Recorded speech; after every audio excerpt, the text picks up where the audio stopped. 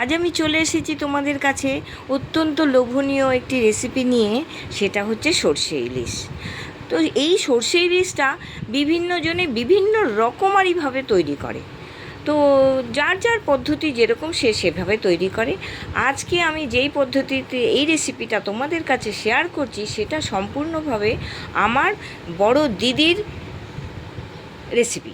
মানে বড় দিদি এভাবেই রান্না করে। তো আজকে ভাবলাম তারই তৈরি করা রেসিপিটা আজকে আমি তোমাদের কাছে শেয়ার করব। তো কিভাবে তৈরি হচ্ছে সেটা দেখো। মাছটা ভালো করে ধুয়ে তার মধ্যে লবণ, হলুদ, তেল পুরোপুরি ভালো করে মাখিয়ে নেওয়া হলো। তার মধ্যে সর্ষে আর কাঁচা লঙ্কা পেস্ট করে একটা একটা করে হালকা হাতে সুন্দর করে মাছগুলোর মধ্যে ওই পেস্টটা মাখানো হলো।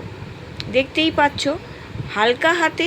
ইলিশ মাছ তো খুব নরম, তাই খুব তাড়াহুড়ো করে খুব জোরে জোরে মাখা যাবে না, তাহলে মাছগুলো ভেঙেও যেতে পারে। সেই জন্য হালকা হাতে মাখতে হবে। মাখার পর তারপর হাতটা একটু মশলাটা ধুয়ে কন্টেনার ধুয়ে অল্প পরিমাণ জল একটু দিয়ে দেওয়া হলো। জলটা দিয়ে দেওয়ার পরে তারপর আমি গ্যাসটা জ্বেলে দিলাম। জ্বেলে দেওয়ার পর তারপর যেই রেসিপিটা ফুটে উঠবে তখনই আস্তে আস্তে হালকা আঁচটা কমিয়ে দিতে হবে। কমিয়ে দেওয়ার পর ঢেকে দিলাম। ঢেকে ঢেকে রান্না করতে হবে। রান্নাটা হয়ে গেল, রেসিপিটা দেখো কমপ্লিট হয়ে গেল। তারপর পড়বে আসল জিনিসটা, সেটা হচ্ছে কাঁচা সর্ষের তেল।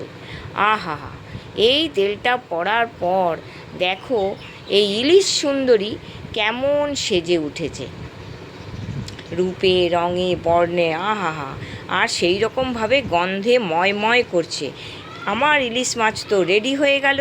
তোমরা এইভাবে করে দেখো, দারুণ লাগবে আর লাজবাব। খেতে তো গরম ভাতে দারুণ জমে যাবে। তোমরাও এইভাবে তৈরি করে খেয়ে দেখো আর আমার সঙ্গে থেকো। এরকম রেসিপি ছোট বড় অনেক পাবে। ভালো থেকো, সুস্থ থেকো, আর ভালো লাগলে লাইক আর কমেন্ট করো। টাটা।